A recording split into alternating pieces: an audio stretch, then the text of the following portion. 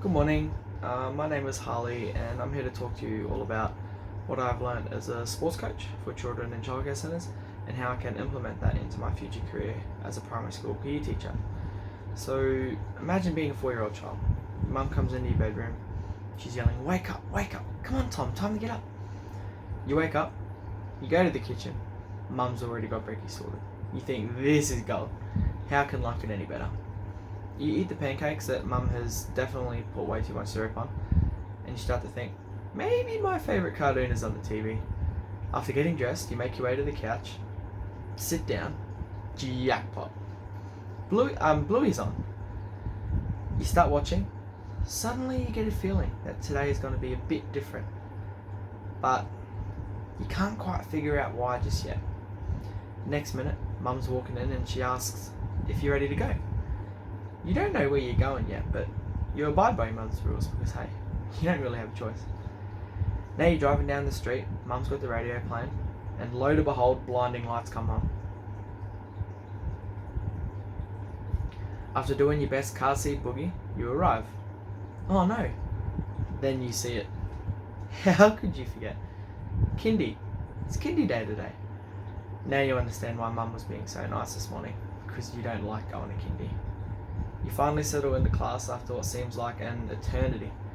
Tommy's playing with the blocks, Madison's painting, and your best friend Joey, he's very excited for some unknown reason.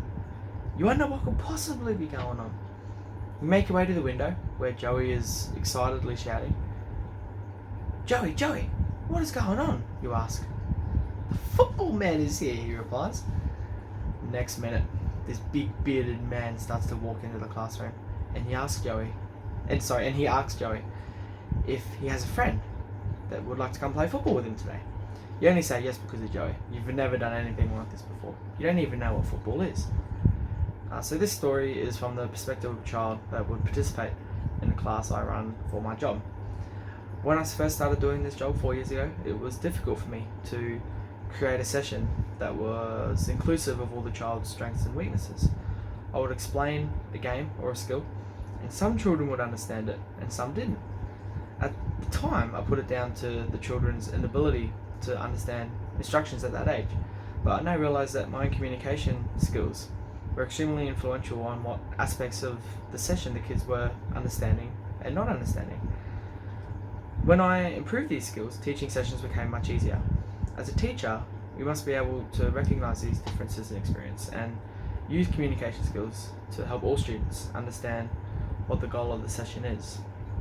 Informative listening is a must, so as the educator or coach, in the instance of the story, I need to use verbal and non-verbal communication with a vocal variety to create an environment where the children become active listeners. This is vital because if the children are not comprehending and concentrating on what I'm saying, the session soon becomes a mess. Volume is key. As the big bearded football man from the story, if I do not use a different tone of voice, especially if they're new kids, then it's difficult for the children to understand whether they should be excited or serious, happy or sad. For example, if I'm getting the children to show me how fast they can run, and my volume is dull and soft compared to ready, steady, go, then the children are not going to be energized and excited enough to show me their full potential. Kinesics is also important, as the image here shows. The children respond way better when I get them to click their listening ears on compared to just asking them all at the start, "Hey, has everyone got their ears on for me today?" If the children can physically see me turn my ears on, then they're more likely to follow. This helps communicate my message so the children can comprehend it better, which is very important. Why is it important? Because it allows me to create a classroom that follows, that aligns with standard 1 of the Australian Professional Standards for Teaching, which is no students and how they learn. It may not always be this exact example that I've used of clicking on the listening ears, but being able to recognise what I must do as an educator to help my students' learning is very important. Finally, teaching in this way shows that we care about the students. If I didn't care, then I wouldn't be putting in the effort to change my coaching techniques. The Code of Ethics for Queensland Teachers states we must show care, and this story shows the coach having empathy and rapport with the students by asking if they would like to bring a friend out to the session.